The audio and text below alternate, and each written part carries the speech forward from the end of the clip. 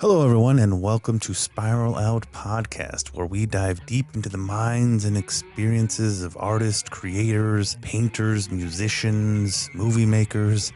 On today's episode, we have the pleasure of speaking with Jeff Nentrup. Everybody knows the Nentrup poster. Night one, Tool's 2 nights in LA. But his talents extend far beyond that remarkable piece. Jeff is a multi-talented artist whose portfolio includes fine art, commercial work, film. He worked on Magic the Gathering cards. He's done movie posters. He even did a collaboration with NASA on a futuristic space probe. His work is really nothing short of breathtaking. His unique perspective on the world will leave you feeling inspired and awed. I know by the end of this episode, I was definitely inspired. So join us today as we explore Jeff's journey as an artist, his creative process, what drives him to explore such complex and fascinating subjects.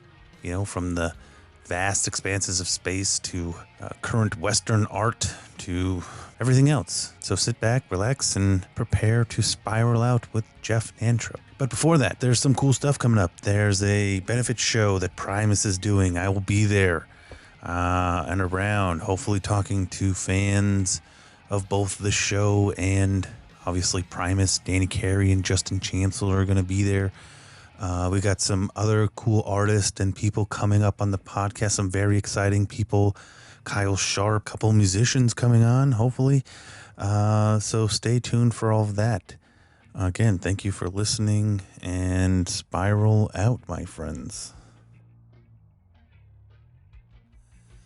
I mean, feel free to ask, man. I mean, I do kind of fly under the radar a bit for a number of reasons. And kind of been having a fairly low profile existence, at least in terms of social media and stuff recently. But, the gist of it is I have a fine art world and an illustration world. And sometimes I try to avoid intermingling the two. So, but feel free, man. I'm happy to talk about anything. I don't care. Cool.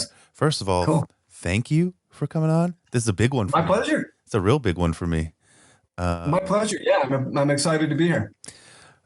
So first, right off the bat, hello, everyone, and welcome to Spiral Out Podcast. I'm your host, Chris West. And on today's show, we have Jeff Nentrup. Hello. Did I say it right?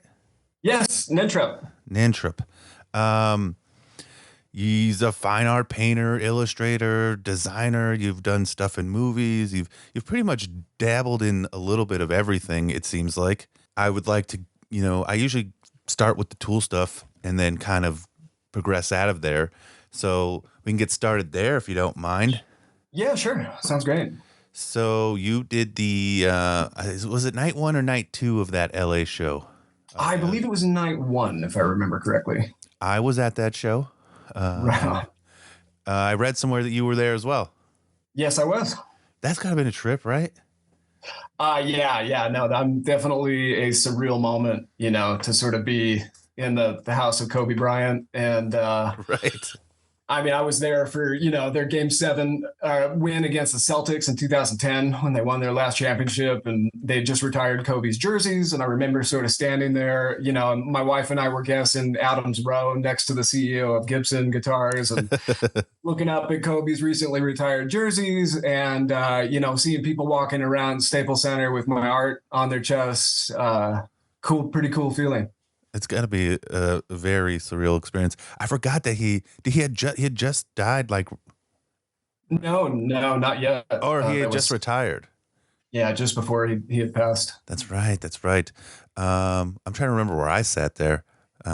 Somewhere towards the back. We were close enough that after the show, Adam told me he could see us. Oh, that's wild. And so you went to school with Corin, and was Sean there, and you guys kind of all went to school together, right? Yeah, that's right. Met Corinne at Art Center, years ago, and yeah, Sean Cheatham, Natalia Fabia. That's right. Fair and Loathing, another Tool poster artist. I met my wife there, Sonia Palencia. So yeah, just a really great community of painters, and we're all still very close. Sean's my neighbor now. We've been in a band together for, I don't know, ever. I really like that guy. He's amazing. Yeah, one of my best friends in the world. So the Tool poster, I mean, let's start off with, concept and design. I heard it was directly influenced by the song Numa. Yeah, that's correct. I mean, let's see, I'm trying to remember. I think in 2019 we were over at Adam and Corinne's for like sort of end of the summer barbecue, and he asked me if I'd like to do one of the pieces. I've been a fan for over 30 years now, and of course leapt at the opportunity. It's a huge honor. So he's like, all right, well, I'll have the management get in touch with you this week. So I think it was around Thursday they reached out, and we hammered out the negotiation, and they said that if there's a certain show you'd like to have the poster featured in, let us know. I said, is LA available? I'm from LA. My parents were from LA. Tool's an LA band. And they said, yeah, except, the only thing is I would need, something by Monday of next week. And I had already decided that I wanted to do an original piece of art for this, and not, just sort of license something that I'd already had. But hey, I've been in the business a long time, and that's not an unusual turnaround for an illustration project. So I hammered out the details on Thursday. I sat down on Friday, came up with the idea of what I wanted to do, painted it Saturday and Sunday, had it photographed Monday morning, and off to their management in time to meet the deadline. So it was a really quick one. So let's get into the actual creation of the design. You said it was a Thursday, right? You sat down. You're listening to, I'm guessing, the new album at the time. It just came out, and because it's a striking figure in my opinion. Thank you. I don't know. I say this to every artist, but I mean it when I talk about different Tool artists. It seems very different than everything else, but I think that was the point for this last couple of tours. Getting so many different artists is to have so much different stuff, but specifically this one, it rings very I don't know, it rings something, and that would just with me, but a ton of collectors. I don't know if you know about how popular this specific poster is, but it hits some nerves. Yeah, no, I do have an idea. I've been hit up by a lot of the fans in the interviewing years, and it's pretty humbling to still see the unsigned poster, $2,000 on eBay, and I still get people reaching out asking me if I have any left. So again, how did you tell me what the process was of creating this person, this being, and what was the idea behind it? Well, I sort of loosely had the idea that I wanted to do something that was, more of a simple motif, kind of an iconic presentation rather than something, complex or like a whole scene, sort of a solitary figure with, some added interest. And, as I was listening to the record, that song stood out for me, just mostly conceptually. There's a lot of great, lyrical ideas. And, of course, this is me interpreting somebody else's art. But, there's a lot of ideas in there, wake up, release the light. There's a line that says, bound to this flesh, this guise, this mask, this dream.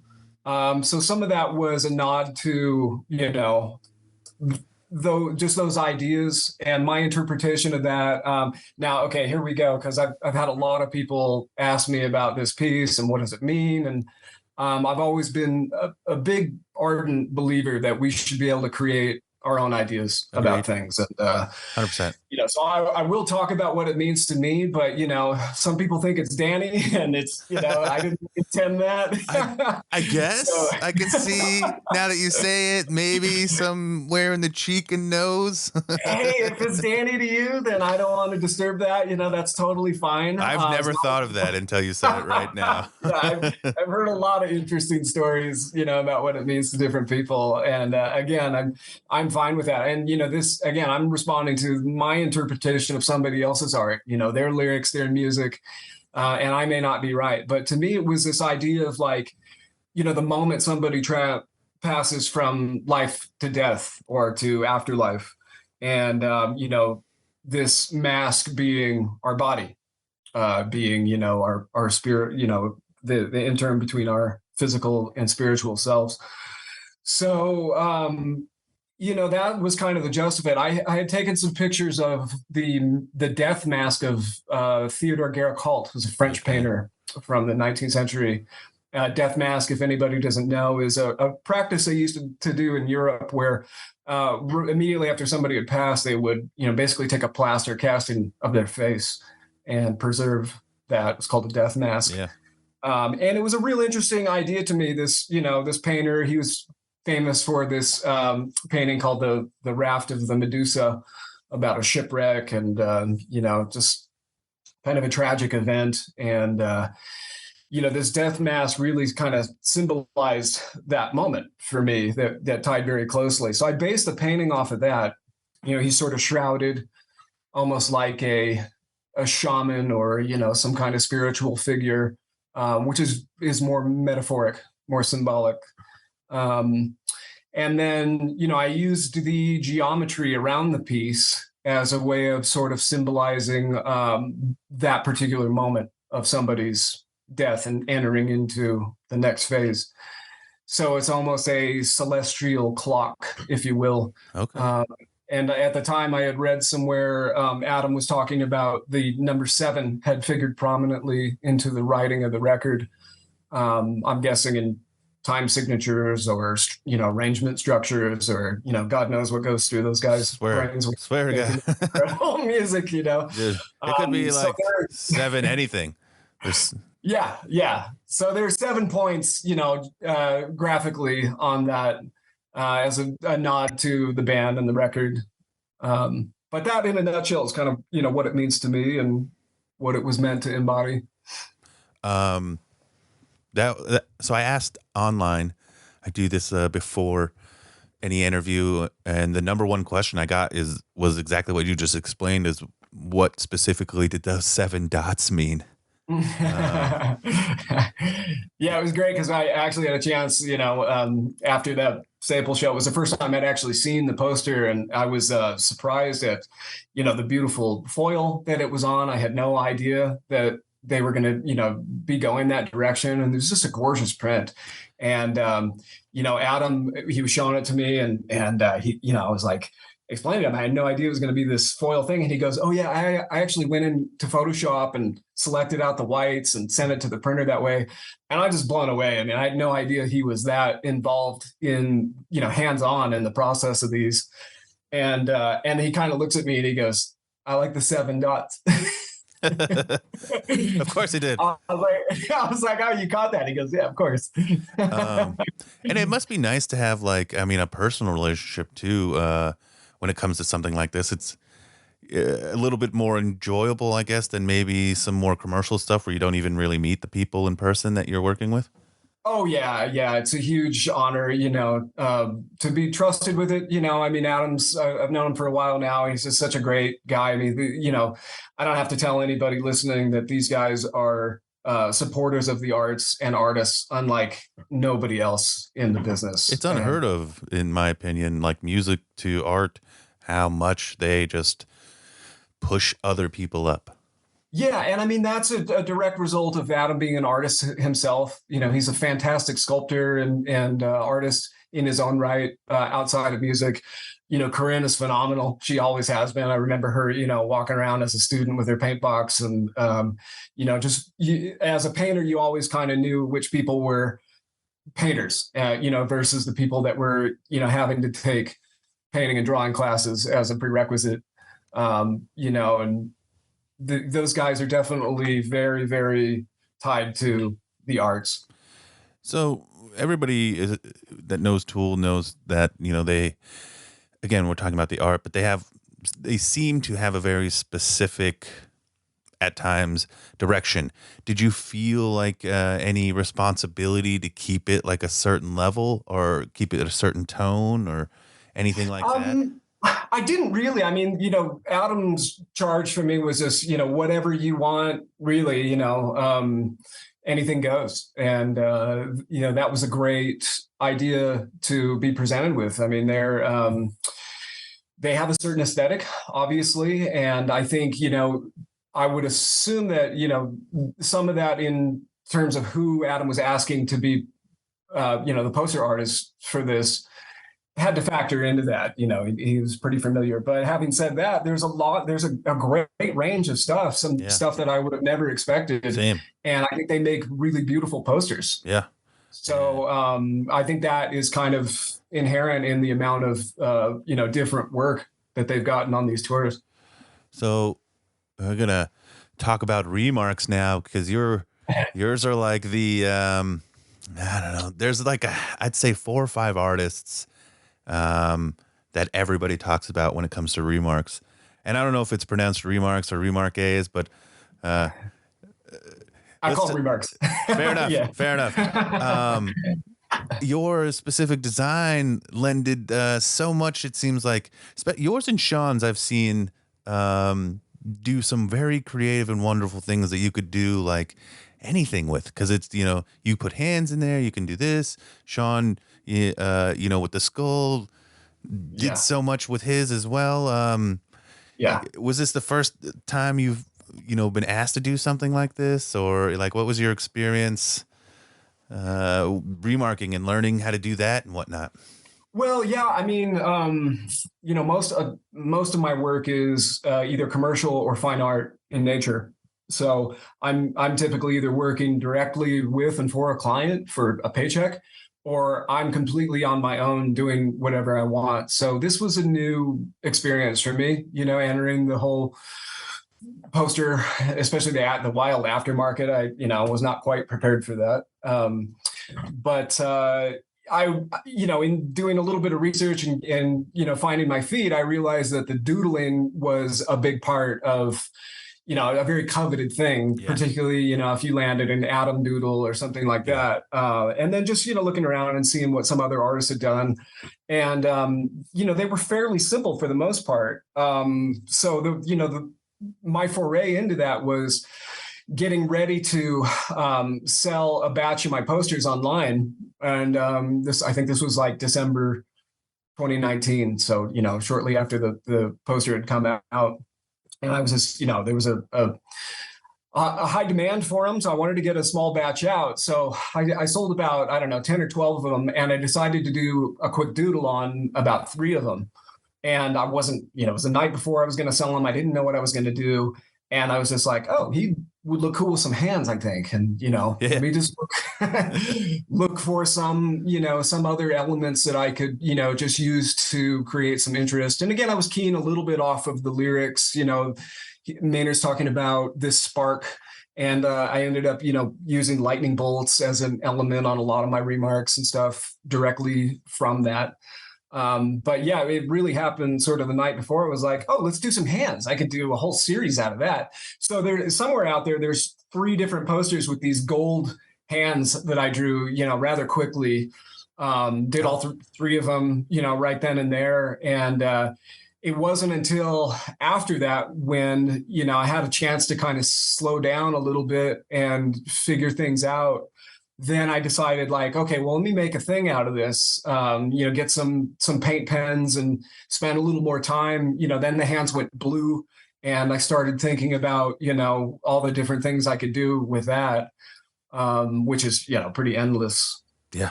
I think my favorite one you did is the one with Adam Jones's guitar. Oh, cool. Yeah. That one was awesome. I've seen it, dozens of them. One holding the tool, the like dick tool. Yeah. That one was great. like you said, lightning hands. I haven't seen the gold hands yet.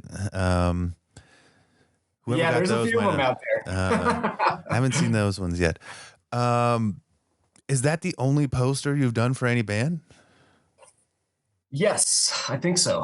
I've done, I've designed some music videos, and I've done some album covers, and even an animation video for an electronic artist.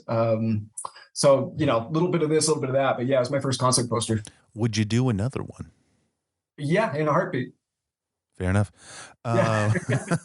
I'll tell you what I like about it. I like the texture. It looks like somebody threw it through the ringer. And, so I like to get the poster of the people I'm interviewing. And especially because I went to that show, and I might cut this out, but it was a son of a bitch to get this one. But just seeing it in person, there's like the marks towards the bottom right that almost look like scratches and this and that. And Yeah. I really enjoy that kind of texture. I don't know why. It just feels realer to me. Plus the figure is just cool. I have this whole thing. It reminds me of Indiana Jones. I don't, but can't go wrong there. No. And, yeah, I mean the noise and texture was definitely a conscious choice. I opted to do the piece as an oil painting. In fact, you can sort of see it hanging up on the wall there. Oh yeah. And so there is definitely some inherent texture in the brushwork, and then just the way the painting actually translates into printing, you get a bit of noise. And when I was putting the graphic elements on top, there was a conscious effort to sort of leave some of that visual noise as a device, and then it interpreted in the print really interesting, especially where there's some spots where that foil comes through. Yeah. And they look like sparks, and gives the piece a little bit of motion. I've always been a big fan of that in my work. If you're painting a scene, add a couple of birds or a wisp of smoke here and there.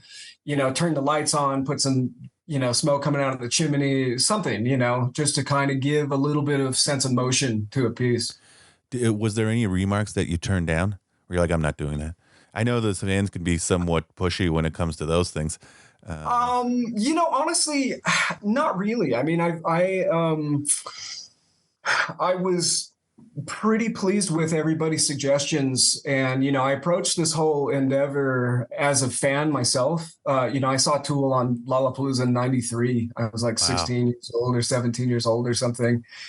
So I've been a fan for a long, long time. I used to go to the small clubs around LA and see them after that, 94, 95. And that, from the onset of this, I definitely just wanted to do something that I would want to see and get excited about as a fan. And then as I've been engaging with people for remark requests and things like that, just very much in service of their ideas. And nobody had anything that was, not uninteresting or, not. You mean nobody asked you to put big bat wings behind them or anything? No, everybody was pretty cool. And, that's also a nice thing in terms of the collaboration. A lot of them were very personal. And I was all for that, take something that is personal and make it even more so. I've had some really interesting from, some sailors that wanted a nautical theme to, there was a detective in Australia that we did a really cool piece. It had his badge and his gun, his standard issue weapon. And, that's awesome. it was great. And he was like, if you're ever down this way, I'll give you a ride along. I was like, I might have to take you up on right? that. I would do that in a heartbeat, especially in Australia. Yeah. I know people added, wanted their personal, numbers that were significant to them included in the piece and things like that. There were a couple that were, maybe a little on the nose. I had to try to find a way to just to squeeze out some interest for myself, Sure. But yeah, no, nothing that was rejected. That's awesome. It's very, I mean, again, me and you have not talked before, right? So right. I'm always really excited when the artist I'm talking about or talking with is also excited about what they're doing. Because it seems to go both ways where, I've talked to artists that are just overworked, you know, Yeah, and sure, sure. they're coming on here and they're doing me a favor for sure. And I always feel for them, like, but it's again, it's always refreshing, and you're like, you seem so excited, and it's really, really, like I said, refreshing, and comforting, and Oh, I appreciate and that. it Yeah, I'm definitely overworked, but I mean, well, I will say this, from the people that do listen to my podcast, whenever there's an artist like that on, they always say so. They're like, wow, he seems so nice, and it makes me like his art more. oh, that's cool. That's great. Yeah. Um, I mean, I feel very, very lucky to be doing the work that I do. I love my job. I love what I do. It's, I can draw and paint for a client for 10, 12 hours and then sit down and paint something else to relax. And, that's a huge gift. And I don't take it for granted. I almost don't know what to say to that. That's awesome. I have one more question about the tool poster before we Sure. transition. Most tool posters have a heptagram somewhere. I cannot find the one on yours if it exists. You talking about the stamp? The star. Yeah, the star. Like, I wish I could show you. Yeah, it's like so on that particular print of 650 on that edition, they embossed their heptagram logo on there. So Is that what you're referring to? no, and so it's kind of like a Where's Waldo with most posters. For years, and again, I've been trying to figure this out of whether or not they do it for every poster or just 90% of them. There is a heptagram logo, usually somewhere. Let me see if I can, hold on one second. You see his chest? Yeah. So that star is usually on most posters. Whether or not, sorry, hold on. Hopefully, let me get it back in focus. Sorry. Yours was the one nobody could find, and usually it's added afterwards, sometimes without the artist knowing, apparently. But he didn't do it to you. Well, yeah, I know that there was nothing added to my art. It was pretty much the way I handed it to them. But I do know that there is an embossed heptagram on, physically in the poster. I think, which is for that particular edition, was their way of, an authenticity. Yeah, because now they do like a sticker, a shiny sticker, and they used to emboss. But other than that, there is from going back to like 2000, I don't know, 9 or 6.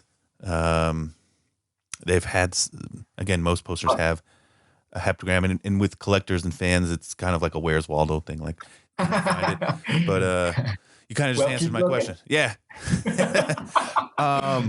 So I'm going to kind of transition into your normal career. You do a lot of God, you do everything, it seems like. But I'm really curious about the stuff you do in movies.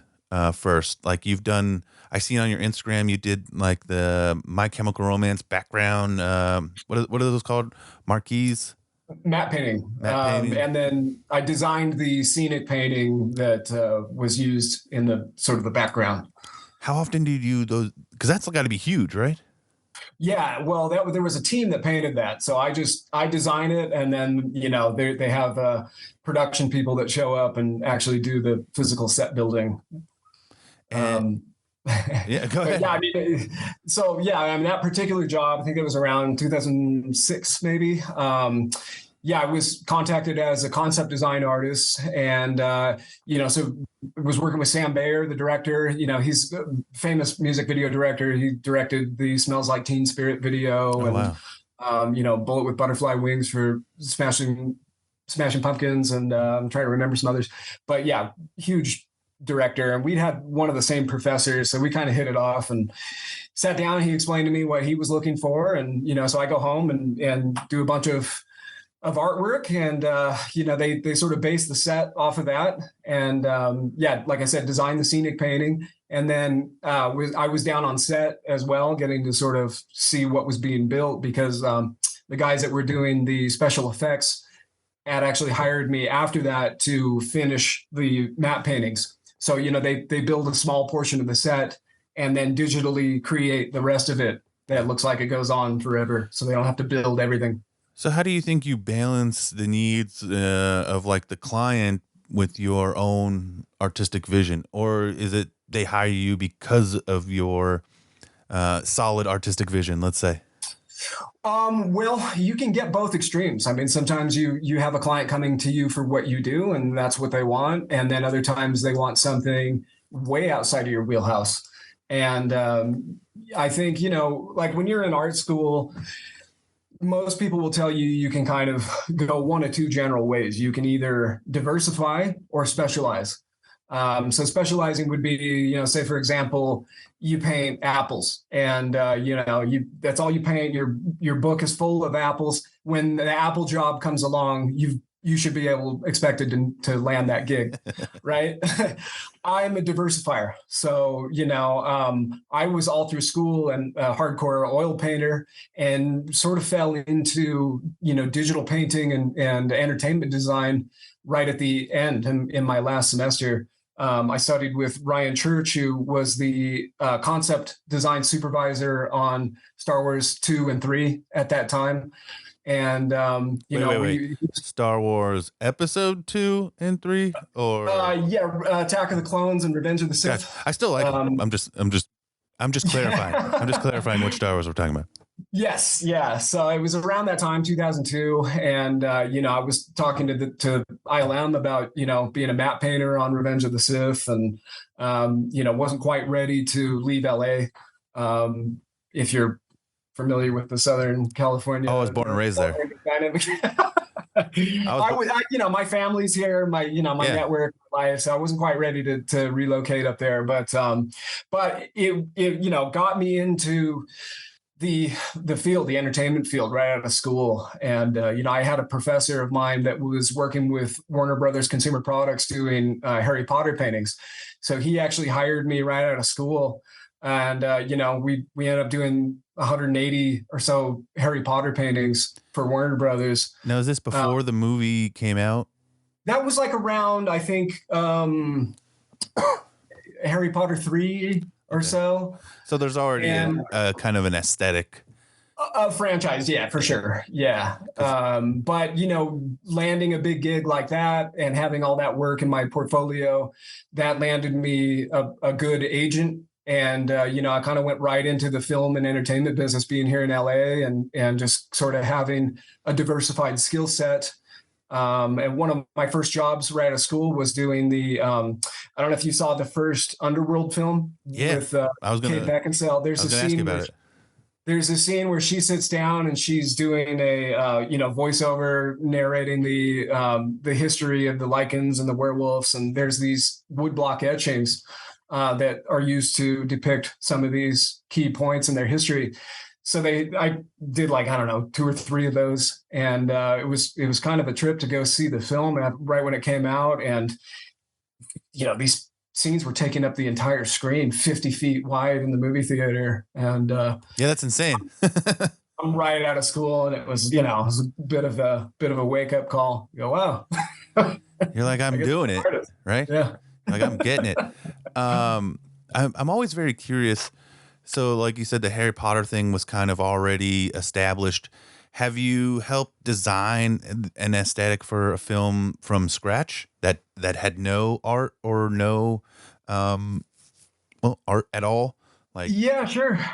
I mean, I was one of the designers on the film Dreamgirls with Beyonce, yep. Eddie Murphy, Jamie Foxx. I did a bunch of work on that. It was a totally different world.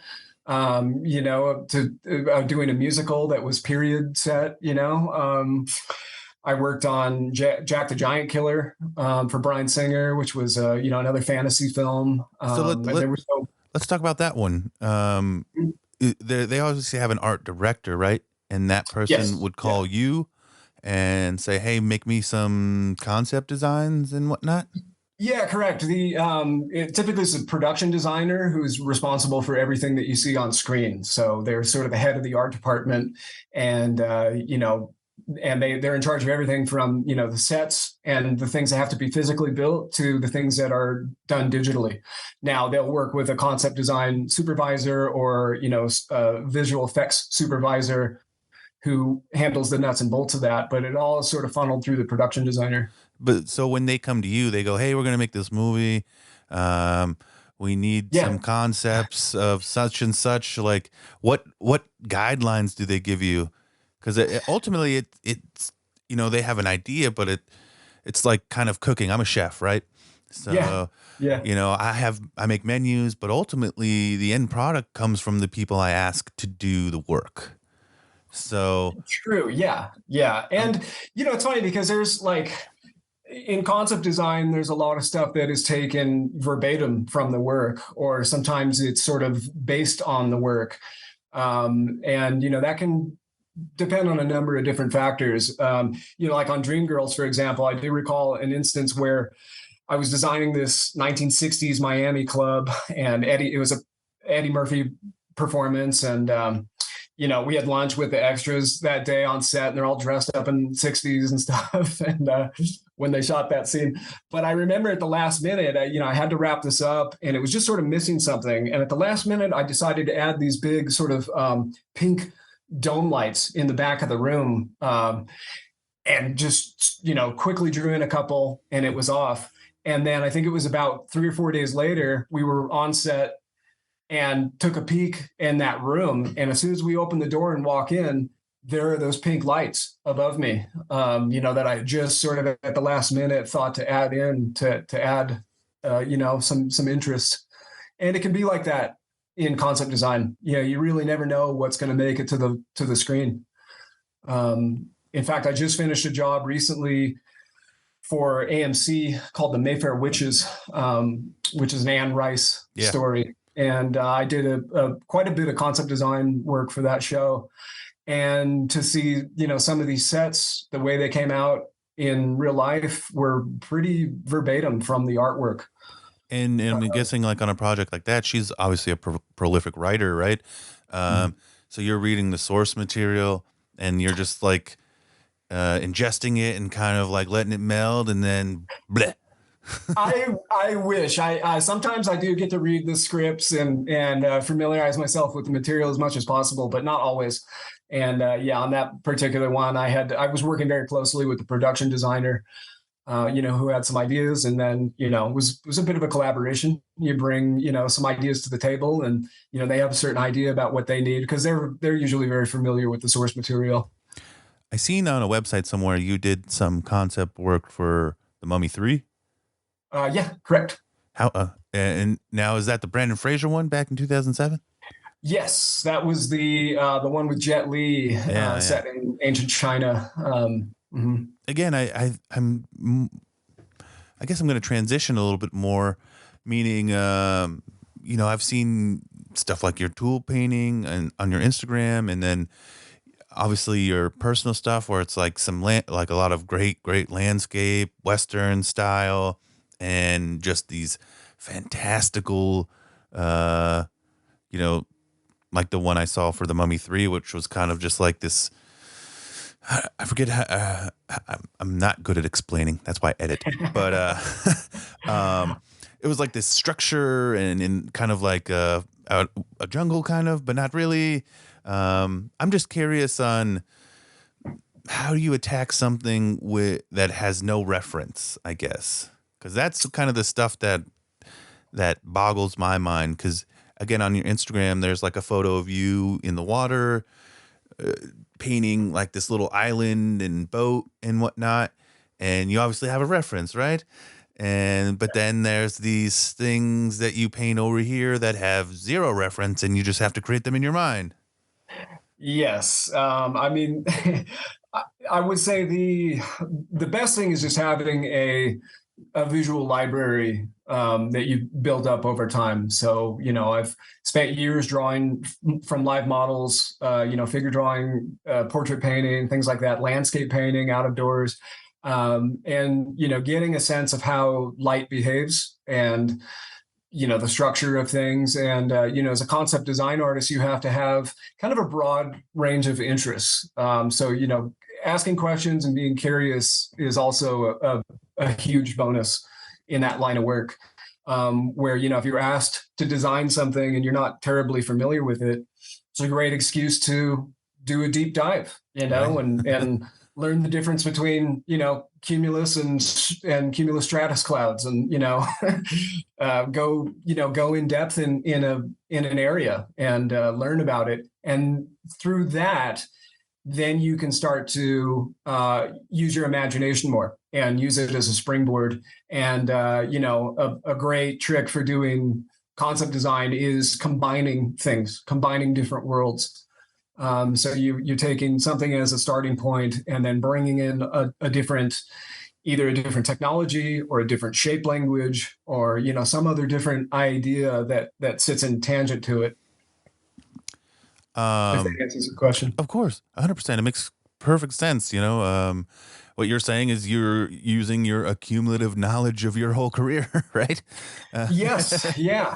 Yeah. Ultimately, I mean, that's honestly a really fun part of the job is, it's great to, I've also in the past 3 or 4 years done a lot of stage design for a company, and, they'll come to you one day and just be like, okay, we got to do an underwater theme. Awesome. I mean, spend a week or two just nothing but underwater design ideas, deep diving on coral, no pun intended,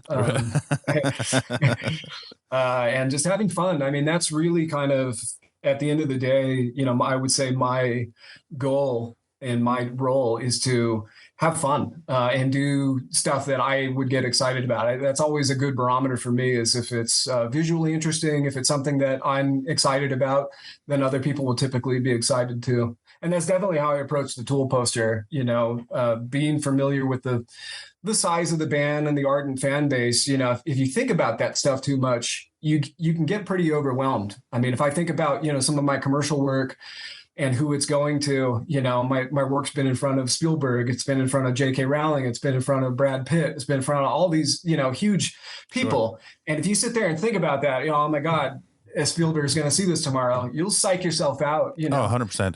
So I try not to worry about that stuff. My objective has always been, let me control the things that I can control and trust my training and my skills and my experience and do the best job I can, and not worry about the things I can't control, like how other people are going to interpret my work or if they're going to like it or not.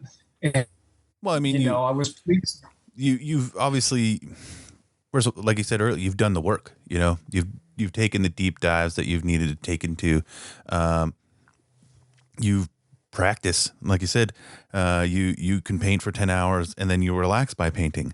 I mean, that doesn't create somebody. That doesn't create an unconfident worker, in my opinion. That just creates somebody who's getting more and more confident and more skilled, which again leads me somewhere. I had this written down. Somewhere it was written about you that you were a master painter, and it's like, now they're talking to you, I'm like, yeah, I get it. that's kind of probably what a master would do if he was good at, at anything, sword fighting. I don't know why that came to mind, but anything in general. Chef, it's true. You have to put, what is it, 10,000 hours to be, basically good at something. I agree with that. Yeah. And I mean, far beyond that point by now, but, I heard an adage at one point that was just, it's a thing of beauty to watch a professional at work. And I agree with that. It can be anything, just that dedication, that familiarity across is something I love. And, you certainly would understand that as a chef. There's a great deal of art and a borderline obsession that you have to do something at a high level. I'm not that good. I'm just kidding. Yeah. I'm kind of like, if you're here at painting, I'm somewhere near. I'm trying to think of somebody who's not very good at painting when it comes to a chef. I'm going to change it up a bit. Explain to me what you did for NASA. I'm a big space guy. Okay, so I was contacted by one of their engineers a few years back that was designing a an eel-like robot. Okay, let me back up a little. I have the picture right here, first of all. Okay, So okay. I'm looking at least one of them. Yeah, you can see it on my Instagram if anybody's curious. But yeah, so basically, they designed these different space missions, and this particular one was one of the key places in our solar system that they're looking for life, extraterrestrial life, is on the moon of Enceladus, which is one of Saturn's moons. Now, the reason it's so attractive is it has a ice shell and a liquid ocean beneath that. Now, granted, it's very, very far away from the sun, but here on Earth, there are these thermal vents at the bottom of the ocean that generate heat. So these people are absolutely brilliant. I had a chance to go to JPL and sit down with some of the premier scientists, that specialize in Saturn, that specialize in extraterrestrial biology, and these engineers, and these people are just so inspiring and so brilliant. And they explained all this to me, that they want to design this robot that can basically burrow. They'll send a spacecraft into orbit that will launch down to the surface of the moon and then deploy this other robot. And these are intelligent robots because of the distance. They have to be able to think on their own. They have to be able to avoid danger and, in a sense, be able to intelligently survive. Because, by the time the radio transmission would go back and forth, these things could already be lost. So, this would essentially burrow down through the ice. I don't know, I think a couple, 2-3 kilometers down, and be able to probe the liquid ocean for signs of life. And they have all this different scientific equipment on board. So when I was asked to do that, they basically wanted to see what this might look like in the environment and, get a sense of place that, they can use to promote, to raise funds, to, put forth the idea to their board, and these are, $5-6 billion missions. If not more. Having, going into these meetings armed with something that's, visually inspiring can be a real advantage. And in a way, I sort of likened it to the creation of the national parks when, Thomas Moran was this painter back in the 19th century who was commissioned by, if I'm trying to remember correctly, I think he was actually commissioned by the oil companies or gold prospectors, I think, that wanted the land that the national parks were created on. And he went out and did all these beautiful paintings, brought them back to Congress. And immediately after, they instituted our national park system to preserve these places just based on the beauty of these paintings. And it felt a little like that, sort of trying to show people the potential of a great and historic mission like this. And, ever since then, I've been telling people that I help NASA look for aliens. I would say the exact same thing. It seems like a big responsibility because when I was reading about this photo or this painting, I was trying to figure out, okay, why does NASA need it? And I mean, you obviously explained it perfectly. They're going to use it for promotional stuff and whatnot. And did you have to sit down with a scientist who would potentially build this and him explain to you, like, we're going to have these rings and it's going to look like this and it's going to have this hook as a tail and Yes. I got to tour, the facilities where they build these things. And, I'm delighted to say that a robot workshop at JPL is exactly like you think it would be. There are robot parts all over the place. I was stepping over gears and wires. And these guys are just having a blast in their workshop, coming up with problems and then solving them. And, honestly, it was one of the, real career highlight for me to be working with those guys and to spend some time over there and to be, a witness to what goes into these space missions. Just, a real treat for me. The most I know about AI right now is ChatGPT. So I'm trying to conceptualize, like, all right, that's the top of the game that I know of. What must they have to where they can send a NASA space eel into Saturn's moon, and it can just calculate, movements, textures, everything to survive on its own. Uh, all I can say is we don't know shit about what they got. It's remarkable. And I mean, you have to, when you're on campus there, you have to have, a certain level of security clearance, and you have to have an escort on campus at all times. And, it's funny because like at one point I had to break from a meeting and I had to be escorted to the restroom just to go take a leak by one, this guy that has Awesome. two PhDs. And the whole time, he's talking to me about, biology and plate tectonics on Saturn and their gravitational this and that. And, it was so cool. That is awesome. You're like, thanks for watching me pee, though. No, well, you can go in with no. No, that's insane. To tell you the truth. Again, what kind of responsibility did you feel making that? And again, concept and design. I mean, you got Saturn there, you got the moons in the background. You're trying to like, these people have a goal, and they come to you and they're like, make it look cool so we can sell it. It's funny you say that phrase, because I think make it look cool is probably, over 20 years now I've been doing this. That's probably my number one job description. And, it answers a lot of questions, and it checks a lot of boxes, because, I have to, obviously I have to go down the checklist, and they go, okay, we want to see the robot. We want to see the lander. We want, probably be good to see Saturn in the background for orientation. And the rest, you just get to have fun, like make it look cool, and if it does, then people get excited. And, that's a hugely rewarding part of the job.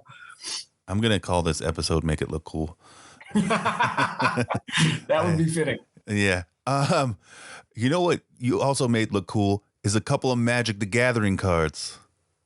Excellent segue. That was perfect. I used to collect Magic the Gathering back in the day.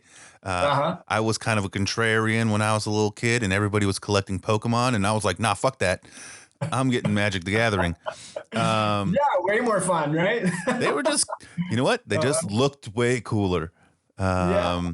Can you tell, again, I'm going to ask a bunch of weird little things that I could find about you. So Sure, that's a huge game. I don't know how many people they get to paint those cards, but I mean, they have a great, crazy following. I'm sure probably crazier than Tool following. Huge campaign, Magic, and Wizards of the Coast is a great company. I did a lot of work with them, fairly early on in my career, and I think I was doing some book covers for some of their fantasy fiction. And, through those channels, again, I think some of the best advice I ever got in my life was one of my professors in school, who just simply said, good work opens doors. And, I took out an ad, around 2005 in an illustration publication. Art director saw it. She contacted me to do some book covers for Wizards of the Coast. I did a good job. Then, another department reached out to me to do some package artwork for their iconic Red Dragon sculpture. They sent me one of the sculptures. It's over there. And then I don't think you can see it, but no. And then, the art director at Magic said, hey, saw some artwork you did for us. We're wondering if you want to do a couple cards. Absolutely. And the rest is history. Do they tell you, like, okay, this is what this person's powers are going to be? Yes. Yeah. For that, I mean, those are specific characters for, as you know, and I mean, I've done also some work for Dungeons and Dragons, publications and stuff for them as well. And those, as you know, are very like, okay, this character has this skill. So you play that card and it's for a certain purpose. So it has to convey that idea. So the reason I'm kind of interested about that card is, it's this big. Yeah, right. How big was the original painting? Usually everything is done a bit larger, or at size, so that, if you do something slightly larger, it reduces down nice and tight. You get into trouble if you go the other way and do something tiny and then have to, blow it up for a billboard or a bus kiosk or something like that. What, you're obviously painting all the time, and I'm sure you do big, small, yada yada yada. What is your most comfortable dimensions? Oh, well, that really depends on the job. And, I'm, it's funny because I'm probably almost 100% digital for commercial work. It's just kind of the way that things work, and it's faster. And I adopted that because I can do 5 jobs digitally in the time it would take me to do one traditionally. And then most clients are so used to working with the digital format that they expect a certain amount of changes and editability, and it's a lot easier to do digitally. So size is less of an issue. If you have a powerful enough computer, you can just res it way up, and then that covers a lot of bases. Keep things layered in Photoshop, so that you can tweak them later if you need to, or swap a head out. Like I think a couple years ago, I was asked to do the IMAX poster for the Jungle Cruise film, and that film came out on like July 30th, and I think it was July 6th that both Emily Blunt and The Rock had final say on their likeness, and The Rock's camp came back and said, "We want a whole new head." So I had on the 6th. So I basically repainted him overnight, had it off the next day, and that thing was out in theaters a few weeks later. I have that written down. Literally, the question I have written down is, "What was it like to paint The Rock's face?" Yeah. Really fun, actually. I mean, that was a really, really fun job. As a Southern California native, I grew up going to Disneyland from the time I could remember, and that was a lot of fun to do. To do that in that sort of classic '80s style, and high adventure palette and colors and textures. Kind of like an Enzo, a Scotty guy, one kind of. What was The Rock's original head look like? Was it the same? Was he doing the same side stare and hat, or? It was a little more passive, and I actually approved of the change. I think it made the poster a lot stronger. He looks a little tougher. He looks a little more rocky, for lack of a better term. But I gotcha. he looked a little passive in the other one. But yeah, really, really fun job for me. Let me reference my pictures. I was too busy staring at The Rock's giant head. I'm just kidding. I actually enjoyed that movie. Talk about your band with Mr. Cheatham.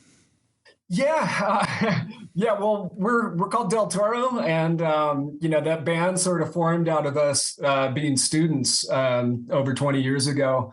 Sean and myself and our good friend John Paul Altamirano is also an art center student, and we would get together and paint after class. We'd take turns sitting for each other or having friends and people sit for us. And on your breaks, if there was a guitar around, we'd just start strumming around and playing. And then, I've been in bands my whole life, since before I started painting. What instrument? So, we always just had a great time playing together. And then those guys actually formed a band together and had, different sort of guitar, bass player and drummer. And then I sort of came into the picture a bit later. But I was around those guys at the the inception of them, just sort of writing songs together, and it was a natural fit for us. What instrument do you play in that band? I play bass. Okay. Yeah. Do you guys ever do any shows? Not lately. It's been quite a while. Everybody's really busy, and it'd be fun to play again. I mean, we've definitely done some really fun gigs. I've opened for Bad Religion and Awesome. some stuff like that. I know the connection there. Yeah, they're friends. They're friends. Yeah. Yeah. Here's a big question. Do you have any like superstitions or rituals that you do before painting? I'm not a real superstitious guy, but ritual would be, aside from the usual like coffee and all that stuff. I like to have music playing while I'm working. And I tend to break up my work in 2 different phases. One would be the conceptual phase, and one the production phase. And it's even more important in the conceptual phase to have something on that is invoking a certain mood. So if it's, let's say a client project, I'm doing, something for, sci-fi or something fantasy or whatever, I'll put on, something more ambient. Or, if I'm working on my own stuff, it can also just really help set the mood.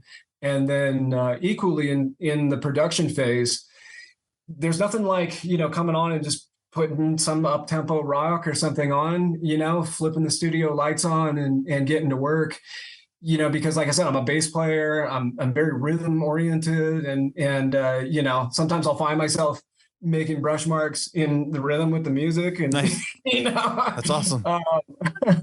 But it helps a lot. It helps, from the inspiration and ideas to just physically, keeping my energy up and getting to work.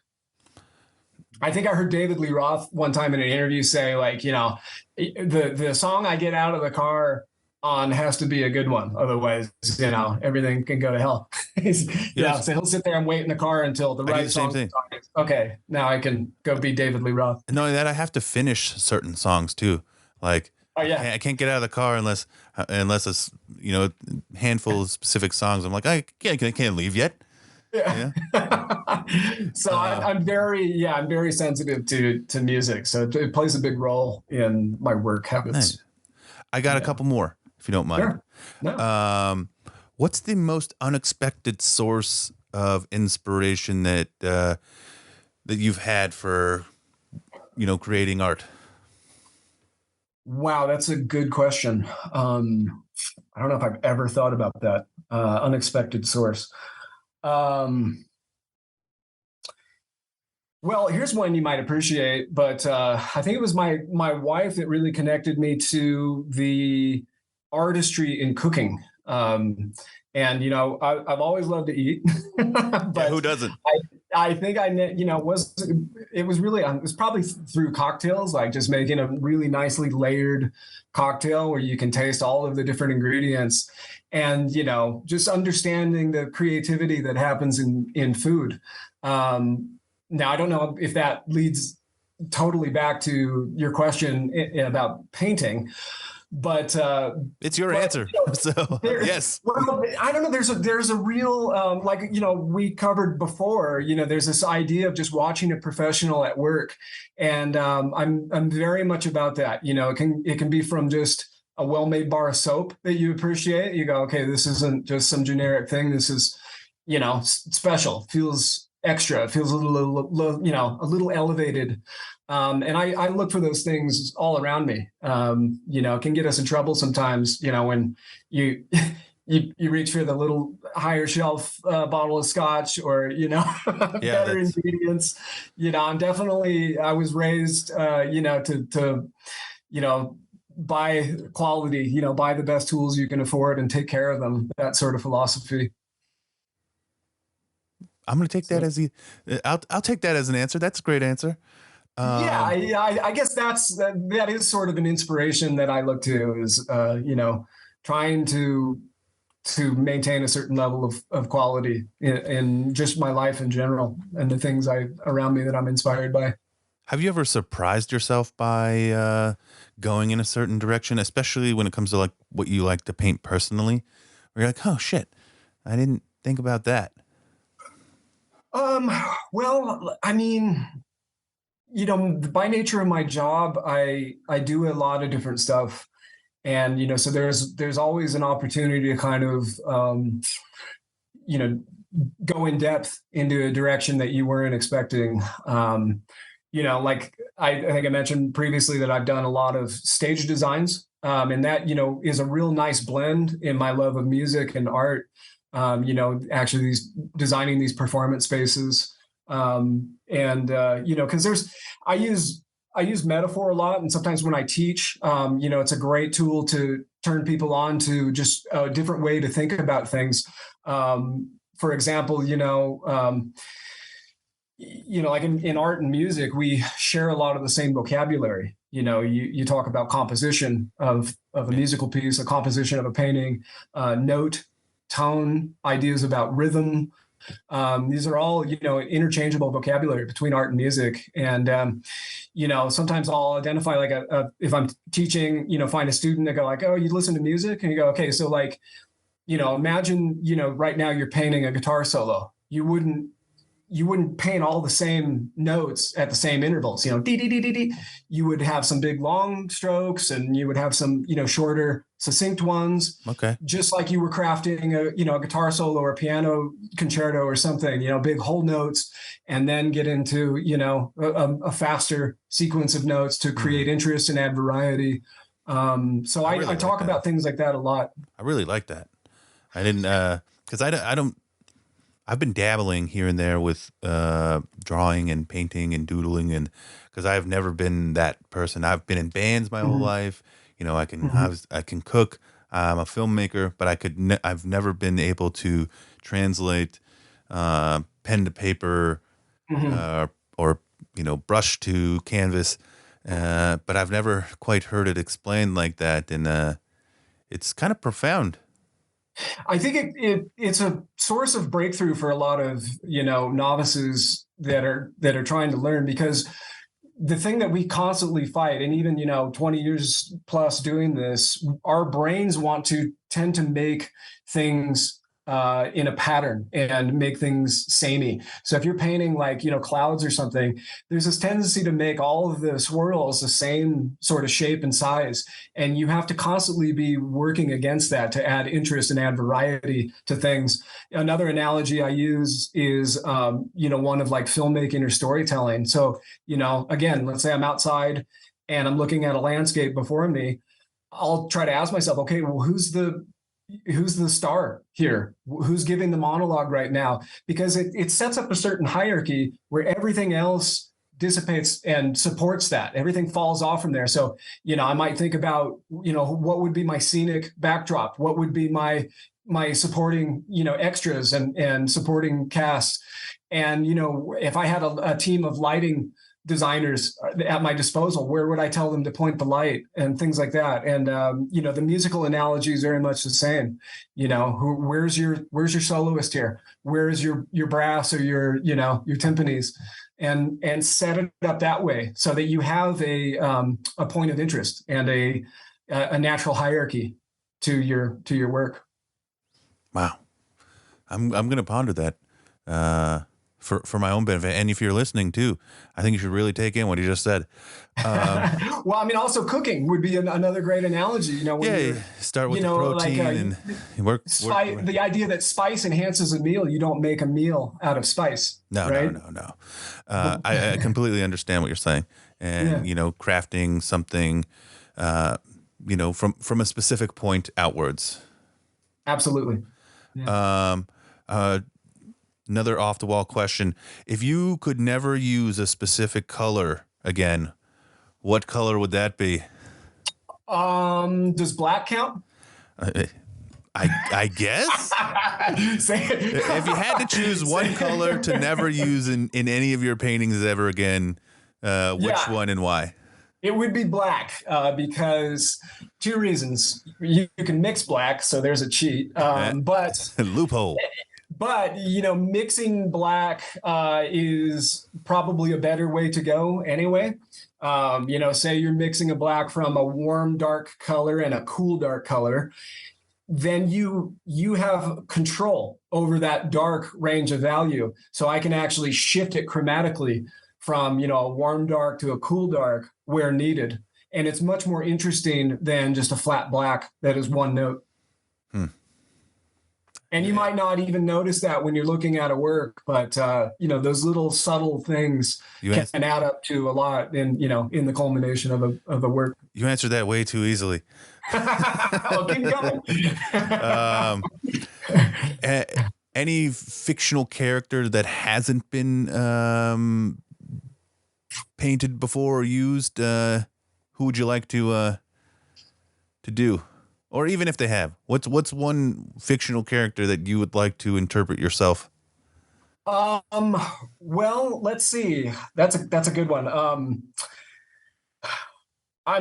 It's funny because I'm doing a show this coming June with Sean Cheatham and his girlfriend Kate Zambrano and my wife Sonia Palencia. We're doing a show in Santa Monica, and I'm thinking about, I don't know if it's going to come to fruition, but right now I'm thinking about taking Albrecht Dürer's Night, Death, and the Devil etching from like 1512 or something, and doing a contemporary or more of a Western version of that.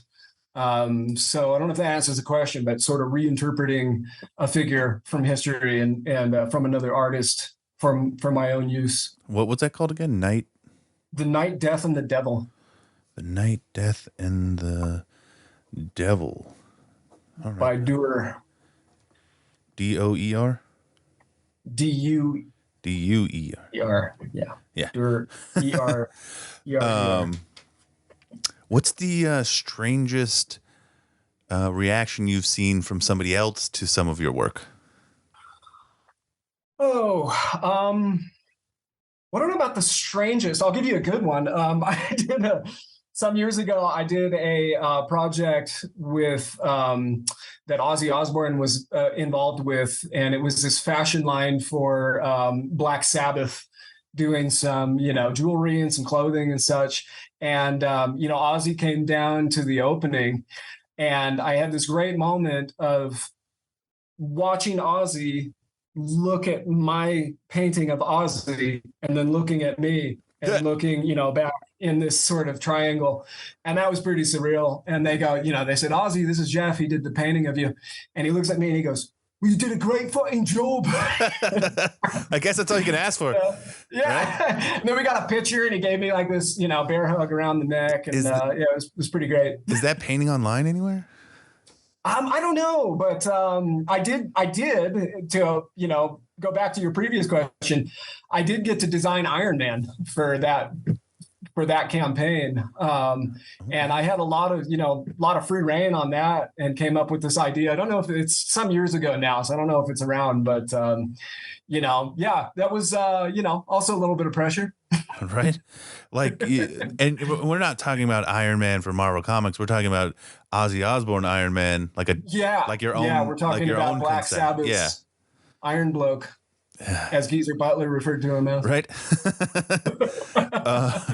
That's pretty awesome. I have to find that one as well. Of course. We haven't really talked about. You're really big into this Western tone, right? Yes. You and Sean, it seems like, especially recently.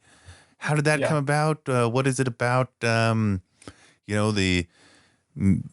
American 1800s that speaks to you, and these desert landscapes and old timey buildings and cowboys and whatnot. And yeah.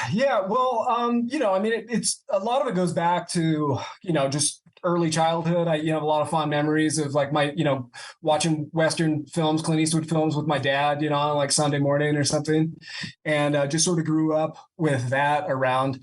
And then where it really culminated was about 11 years ago now. My wife and I moved up to the mountains about an hour north of LA, and we were on about 160-acre ranch property up here that sits up against the national forest. So we're very much in a rural area here, and it's a pretty unforgiving and rough terrain out here, and it's kind of just brought us into those kind of frontier ideas about being self-reliant and being in touch with your surroundings. My wife and I will go out and forage wild edibles here, wild onions and manzanita berries and things like that. And that sort of working its way into our work, and just those ideas about isolation and sort of personal fortitude and things like that. And then also just, as a subject, there's a lot of Western art being created today. It's a very sort of live and active genre. You've got the Masters of the American West show down at the Autry Museum here in LA every year. It's a big show. And, the work there is a bit, there's a history and a tradition to it. And we've always kind of felt like, our, like my ideas and my take on it sit a bit outside of that. And then, Sean and his girlfriend Kate moved up here about a year and a half ago. And, Sean and I have been collaborating on that type of work for years now, because he's been coming up and visiting me here, the whole time we've lived here. But with him and her kind of moving up here and experiencing the whole thing firsthand, we felt like it was a good time to put our forces together and kind of point our attention artistically at this subject, and kind of offering a little bit different take on it. And it's also something that is very, very explicitly American. 100%. The West, and there's a fun idea there, and my take on it, I can't speak for the others, but my take on it is a bit more about the mythology, and almost from like my love of painting, and that coming from Europe predominantly, and some of those ideas creeping into, well, what if this was done in the West? And that's why I bring up Dürer, as kind of an idea of, what would an American take on that be like, something that I can relate to. And, it also comes from just being a lover of the outdoors and spending a lot of my time, here growing up and to this day, just loving nature and spending a lot of time outside. I really like the Western stuff. It wasn't until you said it, but you're right. It's very specific American, I'm a little bit younger than you. So, I think I'm right at the generation right before the internet. So like, I still have, my grandfather's take. I have like a bunch of his John Wayne stuff that he gave me, or I got after he passed. And, there's just this level of, this is crude terms, but badass, and strength even. Yeah, for sure. Yeah. Just when it comes to the American West, and like you said, applying classic techniques. And again, I don't know. I don't want to pretend like I know the lingo when it comes to painters, but I can see the allure, right, from a person like you.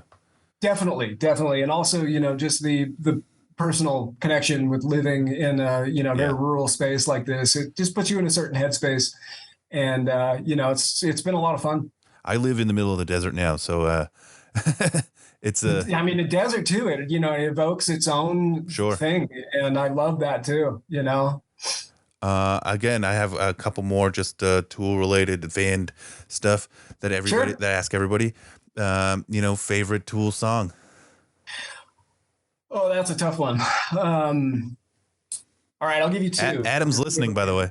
I'm just kidding. I'll give you two for two different reasons. The first one would be Intolerance. First song off their first full-length album. When you hear that come on, it's you're in for a good, listening session. It's just, that song is like a shot of adrenaline straight to the blood for me, man. I just love it. And, I think they were playing it on the FI tour a couple times. I got to see them perform it live. Finally, it was just, love that song. And then I spent a lot of time listening to Fear Inoculum as well. And Invincible is a song that really stands out to me. And for a couple of reasons. I just love the song. I think it's a masterpiece. I think all of the members are sort of putting forth their best foot on that song. And I got to watch Adam and Danny track the keyboard parts on that song. Which, that is a pretty special memory when, every time I hear that song, you're like, I was there. We were down in LA for dinner, and Adam was like, hey, we're going to be in the studio tomorrow if you want to swing by on your way out of town. Yes. Walked in and and I mean, next thing I know, I was sitting in Evil Joe Baresi's chair at the console.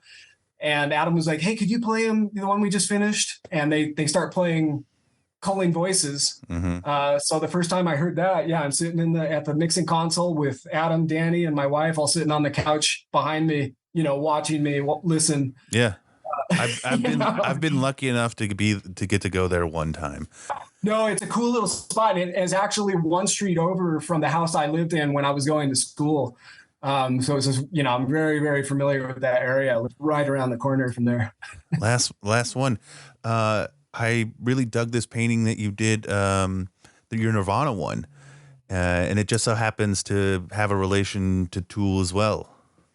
Yeah, yeah. I mean, it's funny, bringing all these up. I guess I have done quite a bit of work with, music and musical artists, and that one was a really fun show. Was curated at the Sound City Studios in Van Nuys, the historic studios, and there was a group of us that were asked to participate, and we were all asked to choose a band that had recorded there. And Corinne was in the show. And of course, she did a painting of Adam for Tool. They recorded Undertow there. Our friend Natalia, who's married to Jay Bentley from Bad Religion, they had recorded there. So she did Bad Religion. My wife did a painting of Dr. John, who had recorded there. Mm-hmm. Sean did Johnny Cash, Sean Cheatham, nice, who had recorded there. And I have this thing of just going for the gusto, and I went for Nirvana, who recorded Nevermind there, and got to take a tour of the studio, and they're saying, Neil Young slept in that closet, and this is a control room where Kurt played Something in the Way on his acoustics, sitting cross-legged on the floor, and that's probably my favorite song. A very sacred and special place, and so I kind of went for it, knowing it was a big album for that studio and a big part of their history. And, so I have this tendency to jump into things and then go, oh shit, I got to figure out how to pull this off. That's how you do it. So, I don't care who you are. That's how you do it. Yeah. It was like, I don't know. There's figure it out later. Let's fucking jump in. One of the pioneers of trance music is this guy, Brian Transell. He goes by BT. And in 2005, he hit me up. He goes, hey, I'm looking for somebody to do these animations for all the different songs on this album. Would you be interested in that? And have you ever done anything like that before? And I didn't answer the "have you done anything like that before" part. I just said, "Yeah, I'd be interested." And then started calling out people and go like, "Hey, dude, do you know motion effects? Can we pull this off?" So that going for Nirvana was a bit like that. And I didn't want to depict the band, and I didn't want to do anything too on the nose. I wanted to sort of invoke a feeling.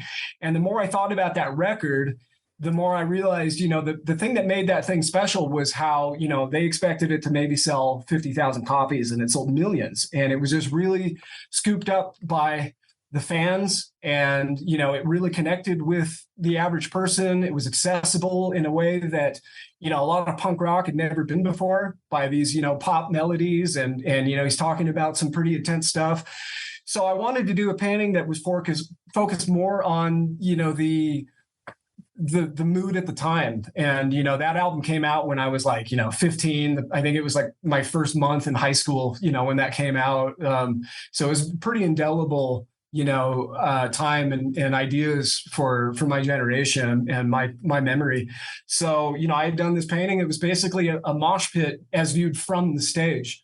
So, you've got these bouncers down in front, there's a lot of motion to the piece, a lot of tumbling, a lot of, people spilling over each other. There's this guy in the front that's punching through the barrier in the front. And, it's more symbolic. He's not, it's not actually punching through, but it's designed and depicted in a way that is more about the mood and about a feeling. Did you have any reference for that? Or did you just go, did you what I did? Do you just jump in? Do you just go take a picture of somebody moshing, or what's going on here? Well, once I came up with the idea, what I did was I got their concert film from Seattle, and it was their big return back home from this huge success that had become, and so I got this concert film, and I just started pausing the scenes that were taken on the crowd, and I found all these weird distortions in the video, and I just started taking those as cues and doing little sketches of some of the distortions and applying that to this idea that I had about this kind of swirling mass of people and bodies. I think you just answered a previous question there as well with, Unsuspected inspirations. Yeah, unsuspected inspirations. Poor frame rate is what you call that. Yeah, definitely. Yeah, I found these weird, just these weird juxtapositions between frames of film, and it just worked perfectly for my needs. I have more, but I feel like that's the best place to stop. I mean, how does it get any better than that? Jeff, can you tell people where they can find your stuff? And, I don't know how much you sell online or what your deal like that is, but, if people want to check you out, where they go and all that. Yeah, sure. Well, I have a website. It's just jeffnentrup.com. Last name is Nentrup. And, mostly all of my fine artwork on there. More of my commercial stuff, a lot of it is NDA and different client work. And, I'm more proud of the stuff that I have full ownership over. So that's most of the stuff you'll see on my site. Not that I'm not proud of my commercial work. I am. It's just, it comes from a little bit different place. I'm on Instagram under Nentopia. And, I'll be posting more there soon as this show that I'm doing with Sean Cheatham starts to come to fruition. And that's going to be a Western-based show? Yeah. It's kind of a, our vision of. Do you have a name for it yet? We don't, no. I wish I had a good one off the top of my head. Thank you, Chris. All right. It's great. Yeah. Thanks. Sorry, my camera's here and you're here. So I forget that you don't hi. Hey man, there you are. Right. Thank you, Jeff, so much. My pleasure, man. Great meeting you, Chris. Bye. Take care. Uh-huh.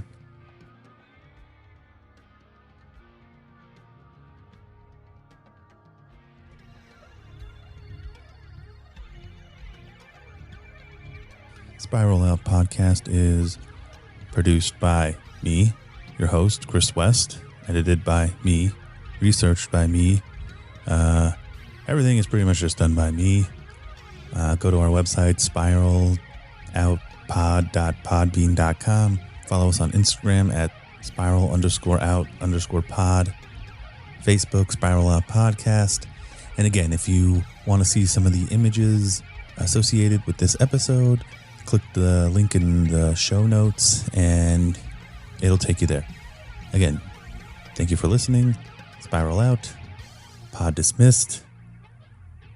Wait, that's another show.